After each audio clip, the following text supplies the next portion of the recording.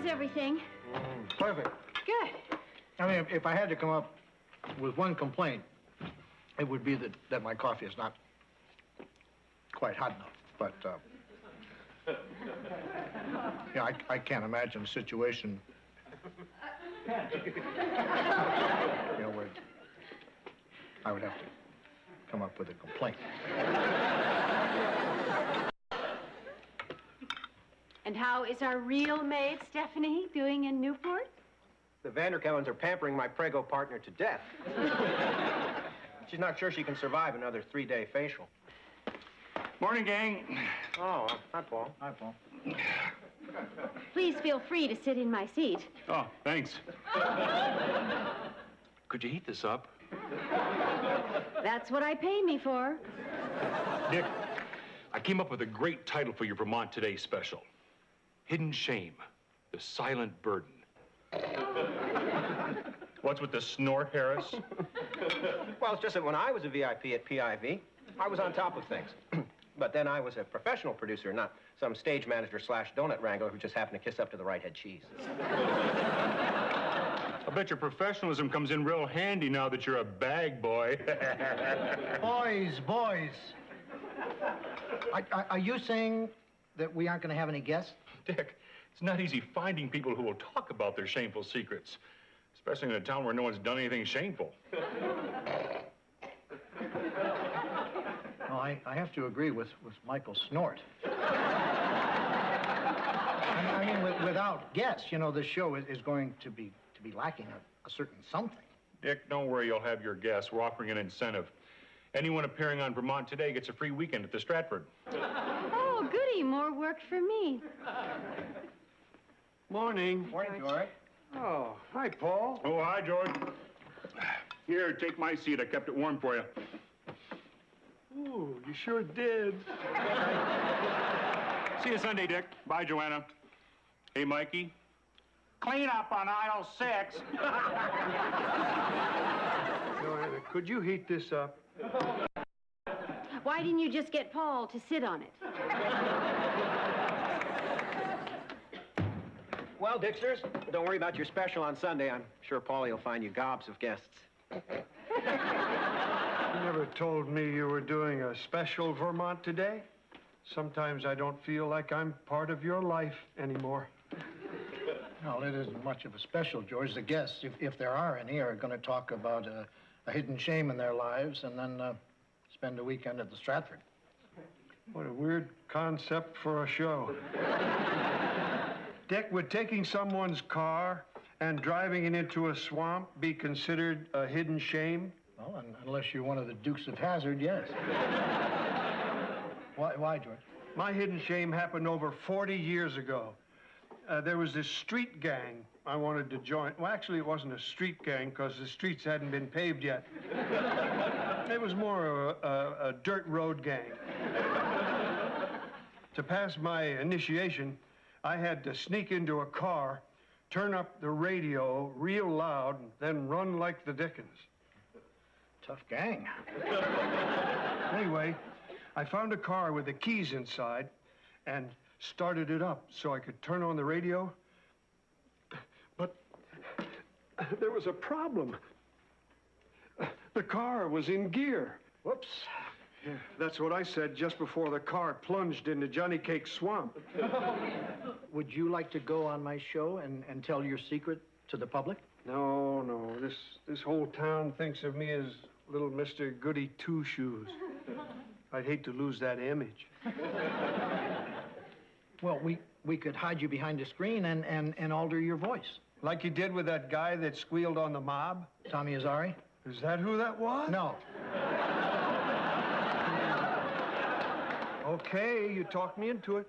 I'll do it. Great. What kind of curtain will I be hiding behind? Do you have anything in a red and white checkerboard with an inch-wide gold border? No, it's just a plain old curtain. All right.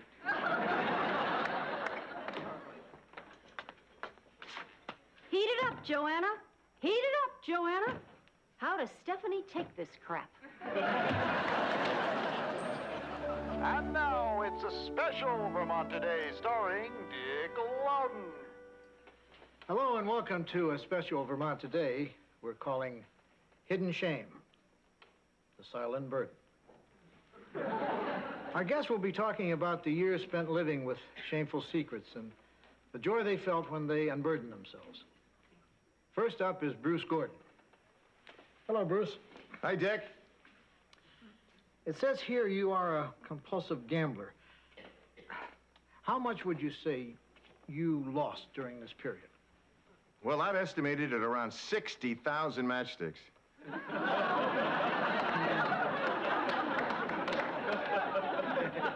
And of course, matchsticks is a term hardcore gamblers use to refer to Matchsticks. So, over the years, your habit must have cost you what? $50? Well, not that much,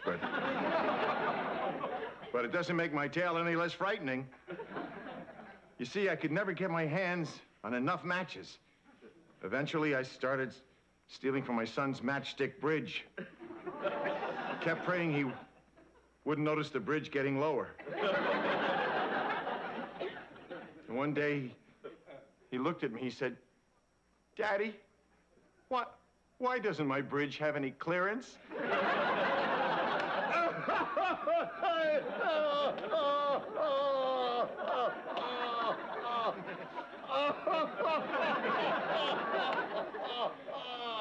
Our next guest is Dorothy Benson. Mrs. Benson's shame involves the hopefully fascinating area of communications fraud. Hello, Dorothy. Hi, Dick. Now, what exactly do you mean by communications fraud? Well, for years, I phoned my sister in Palm Springs and never paid for one call. And? Isn't that enough? See, I phoned Emily person to person and asked for someone fictitious. For instance, I would tell the operator I wanted to speak to Apollo, the god of the sun. My sister would say, "I'm sorry, Apollo just stepped out." That was my way of telling Sis it was a sunny day here in Vermont. You'd actually ask the operator for the god of the sun? Oh, not always. Now, I might ask for Neptune, the sea god, if I wanted Sis to know my toilet overflowed.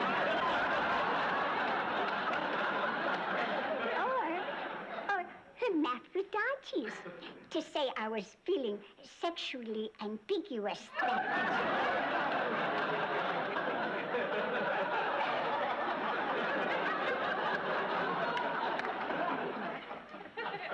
Our next guilt-ridden guest, whose shame is so ugly he won't even show his face, once took a car and drove it into Johnny Cake Swamp. Better than matches and gods, huh?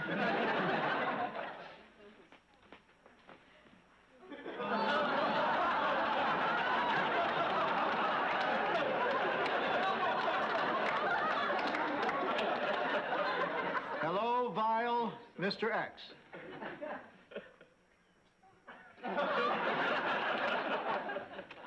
Mr. X? Yo, man behind the curtain. Who, me? I sound funny. Hello? Hello? Hello? But can you adjust that thing? It sounds like I'm interviewing a Saturday morning cartoon. Sure thing, Dick. I had this same problem with Tommy Azari.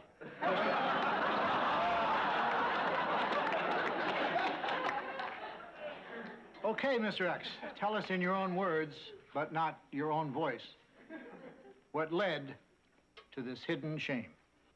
Well, Many years ago, I wanted to join this gang, the Vermont Hooligans. I had to find a car, turn up the radio real loud, and run. Well, I found a car, but there was one problem.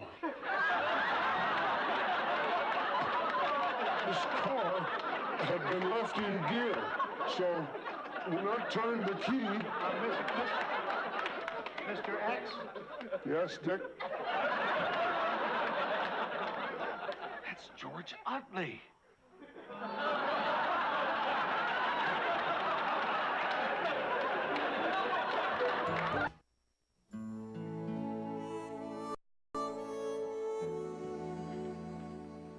Dick!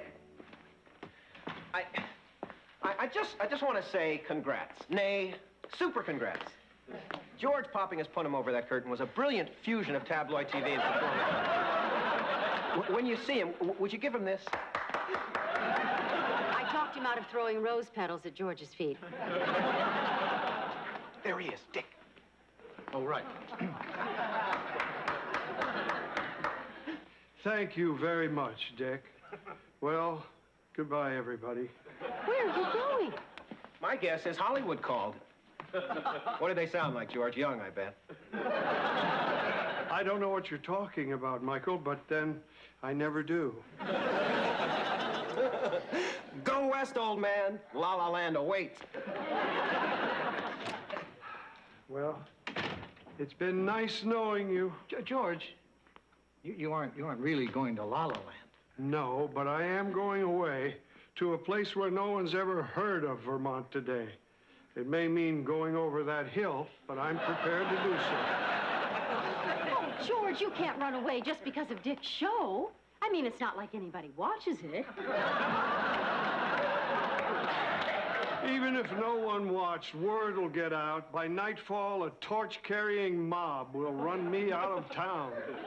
George, there might be a few small-minded people in the town, but even they'll forgive you for something that happened 40 years ago. You think? Well, you're right. These people are my friends. Thanks, Joanna. I guess I'll go unpack. It's a good thing I didn't have my mail forwarded or my features altered.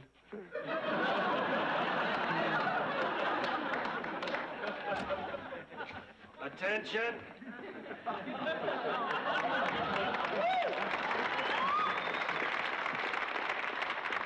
At ease, Loudon family.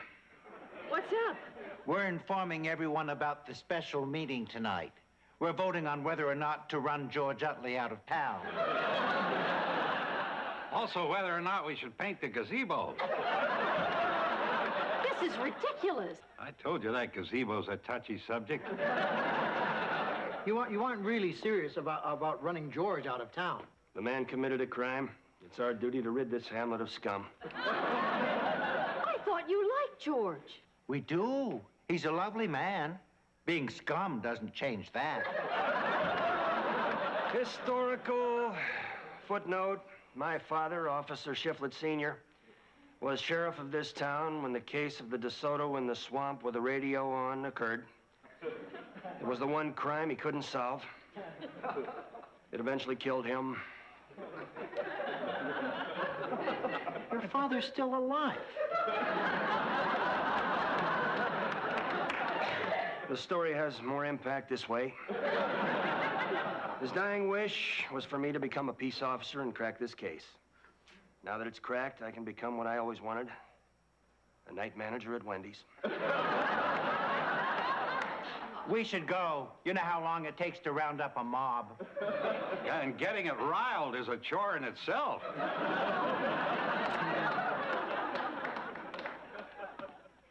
Now that my secret's out, I feel like a cloud has been lifted.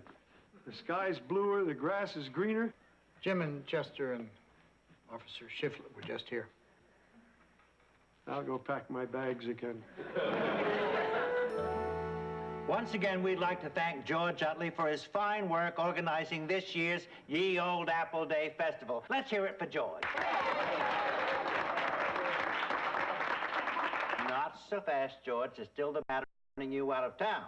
I was hoping you'd forget. Normally I might have, but since Jim gave me a beautiful Parker pen for my birthday, I've been writing everything down. 1995. Now for the reason we're here. All those in favor of running George. Oh, before you vote, I'd like to say something in my behalf. It was Joanna's idea. The truth is, I'm guilty as sin. What I did was wrong. Just plain misguided and really, really dumb. I'd like to change what I did, but I can't. I just hope you'll find it in your hearts to forgive me and let me stay here until I die. Thank you. Okay. All in favor of running George out of town, raise your hand.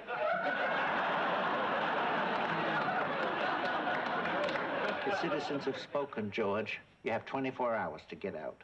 I say we give him till high noon tomorrow. That's the traditional getting out of town time. Well, I thought sundown was the traditional getting out of town time. No, sundown is when all the beautiful flowers close their petals and sleep.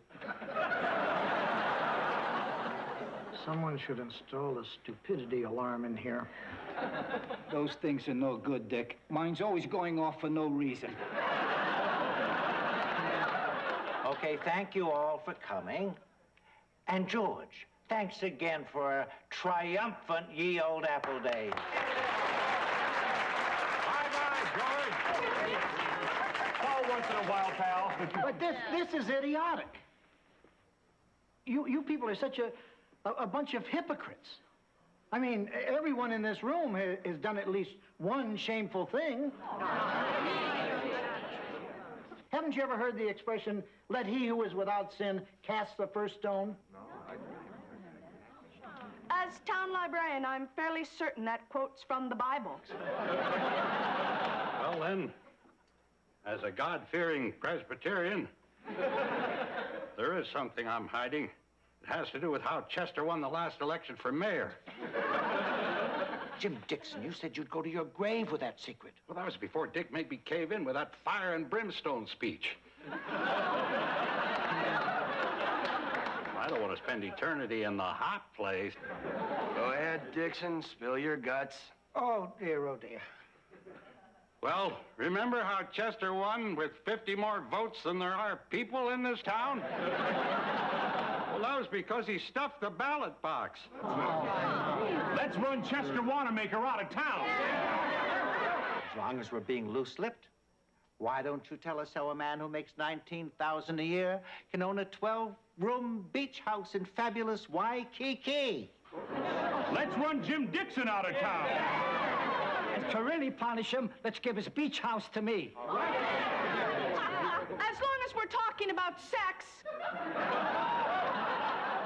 I confess I'm a wanton woman. It's true.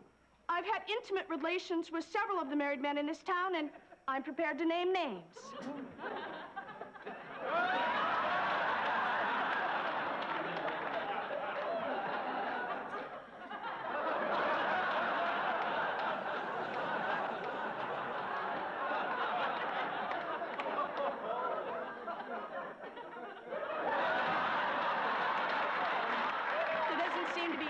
To name names now. You just saw 3 people confess. No, actually 9 people. Now, I want to see the hands of everyone else in the room who has a hidden shame.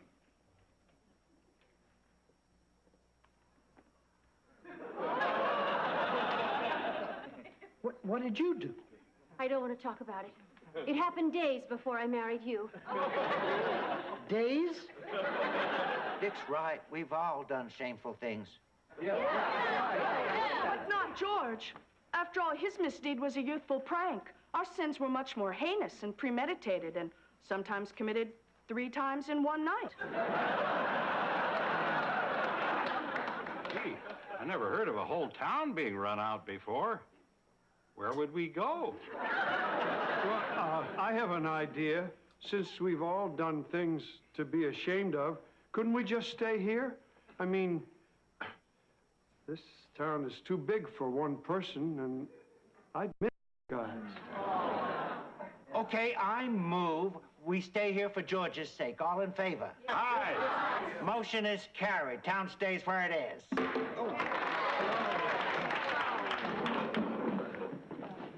Dick, thanks for defending me like you did. George, a lot of this was my fault. Hey, you're right. Then, thank you and damn you. You're welcome, and I'm sorry. I hope you'll start coming to the library. I'd like to take you into the stacks and show you a world you never knew existed.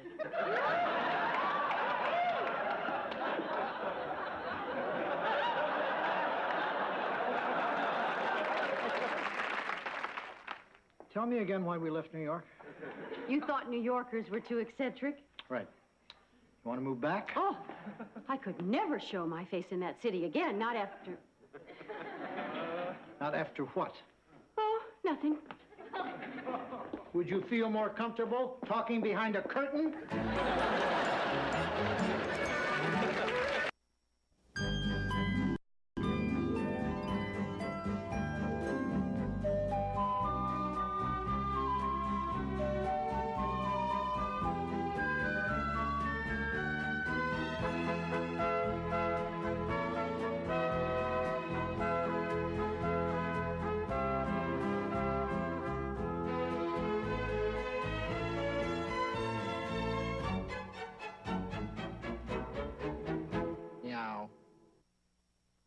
Stephanie doing in Newport?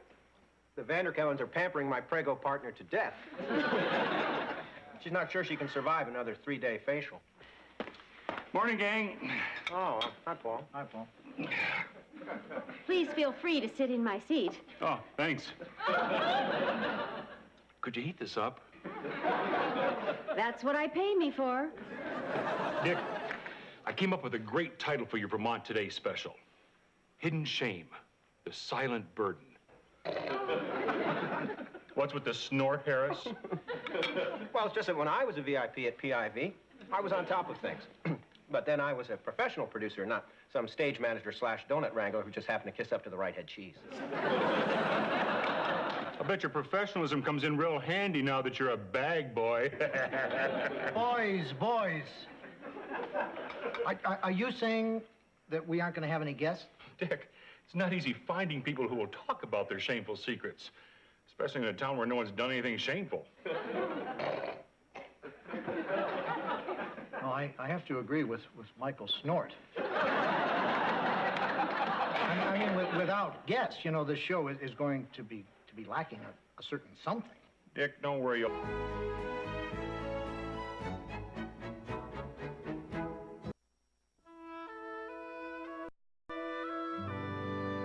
How is everything?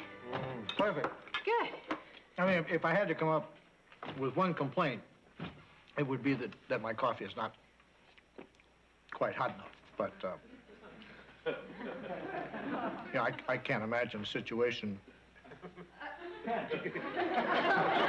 know, where I would have to come up with a complaint.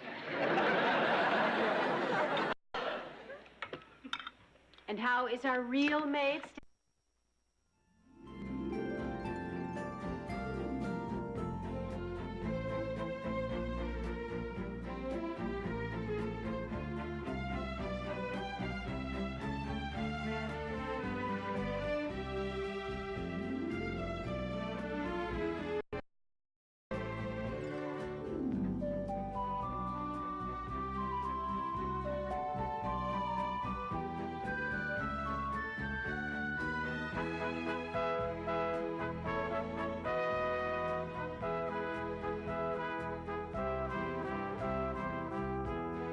Have your guests. We're offering an incentive. Anyone appearing on Vermont Today gets a free weekend at the Stratford. Oh, goody. More work for me. Morning. Morning, George. Oh, hi, Paul. Oh, hi, George. Here, take my seat. I kept it warm for you. Ooh, you sure did. See you Sunday, Dick. Bye, Joanna. Hey, Mikey. Clean up on aisle 6. Joanna, could you heat this up? Why Why didn't you just get Paul to sit on it?